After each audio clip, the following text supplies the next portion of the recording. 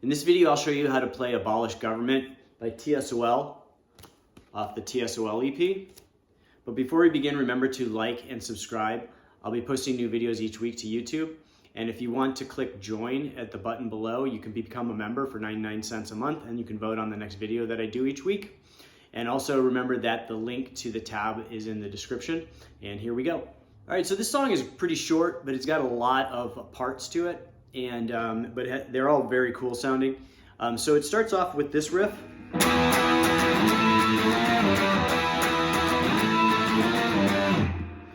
So it's basically all power chords, or 3-note power chords basically. And the rhythm goes like this.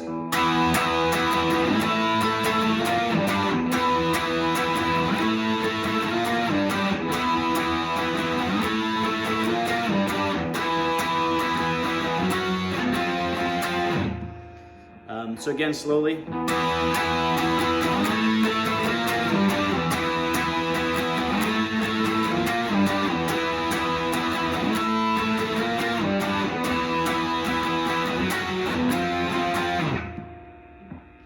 And then one more time, full speed.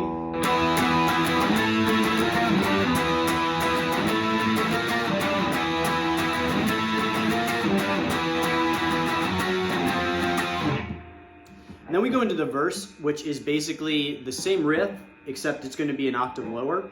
And it's, again, 3-note power chords. So it starts off at the E with the root at the open E of the low E string. It's a lot of E's. So it goes like this.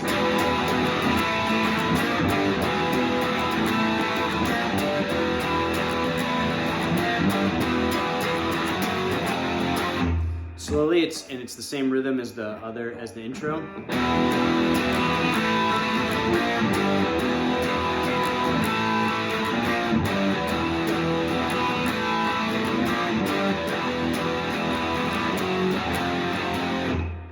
One more time, full speed.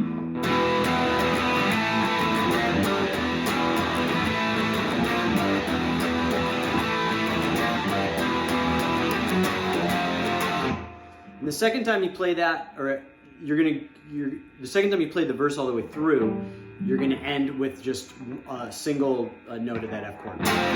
So the last time through it's.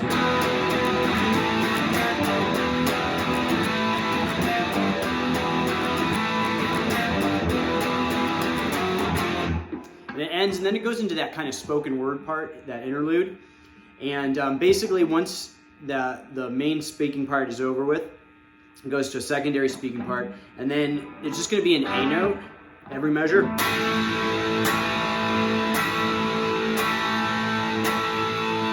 And it does it throughout that speaking part. And I'm sorry, I said A note, it's actually a chord. So, and it's an A major chord. So you're going to be playing the 4-note version. So and you just let it ring.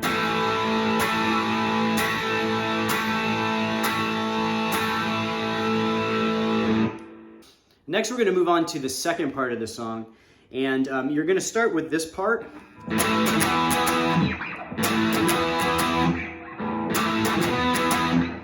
And then you're going to do this kind of little fill.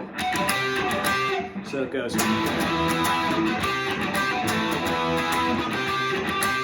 Slowly.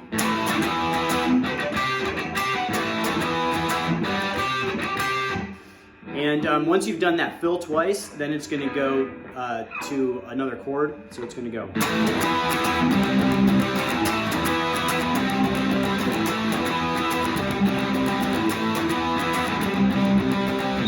And so that last chord you're going to be playing, basically, it sounds like a 2-note version, and I like to do it with alternate picking because it's pretty quick. And a little bit of palm mute.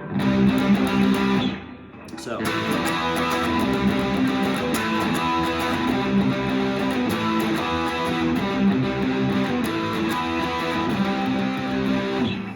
So that second part all the way through.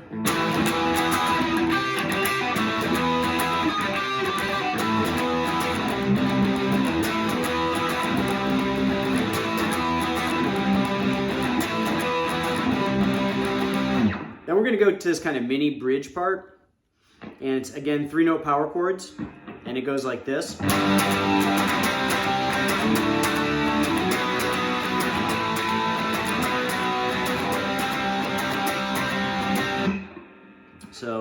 again slowly.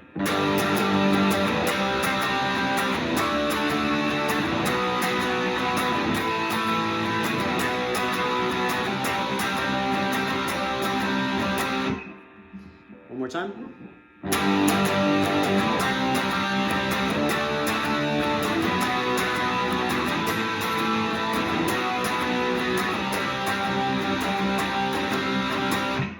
Then we're going to go back to this part again. And we're going to play it basically the same way we played it the first time through. Then we're going to go back to that kind of mini bridge fill, except this time we're going to play like these kind of modified arpeggios for part of it. So I'll play it through and then I'll explain what's happening.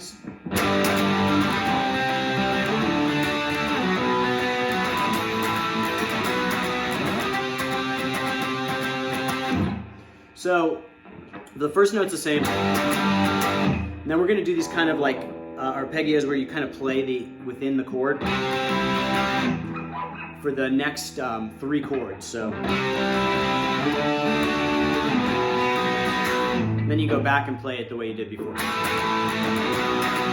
And you're going to end on this high C instead of the low C like you're playing before. So again, slowly all the way through.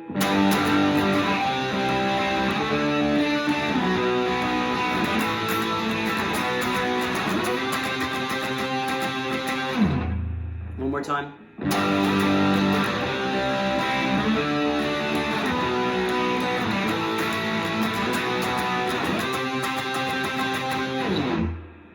Then we're going to go back to the previous part, and there's going to be different fills this time. So it goes like this.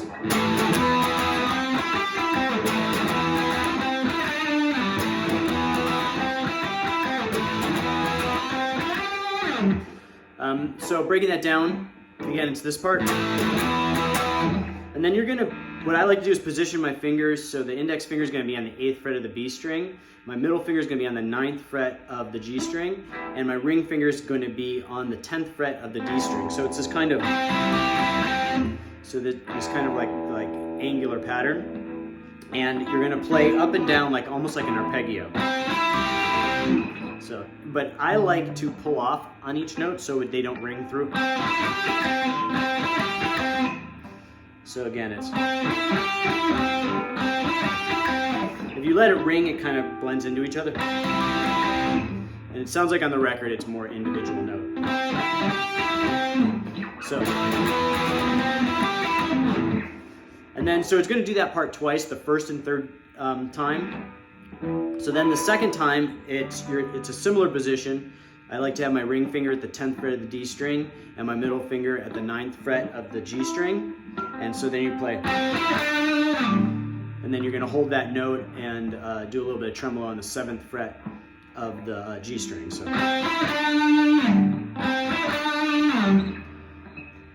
And then the last fill, so then the third time you do it, you go back to the, and then the last time you're going to play a variation of the one you played on the second time. Instead, you're going to go to the 12th fret of the, you're going to finish on the 12th fret of the G string. And this time I like to do my ring finger at the 10th fret and my index finger at the 9th fret of the G string. So just gives me a little bit more access to the high note on the G string because you got to move pretty quickly. So again, all the way through on that part.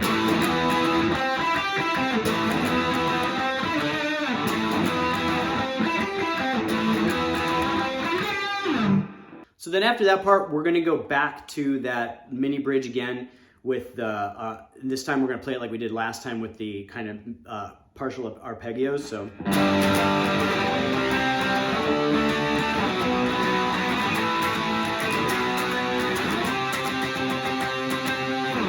And you're actually going to play that twice this time, back to back. And then we go into that other part again. And this time, there's going to be different fills. We're going to play these octave parts. So I'll play it through and then explain it.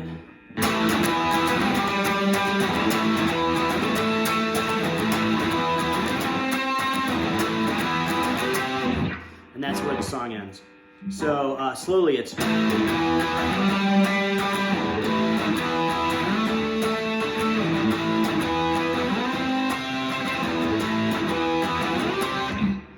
And And so the first three fills on this part are these octaves. And basically what you want to do is you play it similar to how you play like those 3-note power chords. But instead of playing the middle note, the second string, you're going to kind of bridge your index finger over and mute it. So for example, the first fill that he plays.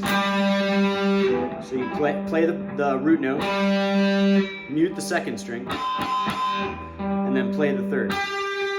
And it's a little tricky, but you can kind of play around with it until it's comfortable, but you're basically muting it with that index finger while also pushing down on the root note.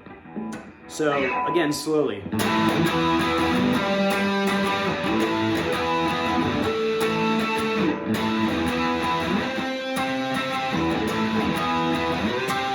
And then that last note is not an octave, it's just a regular 3-note power chord. So that ending again.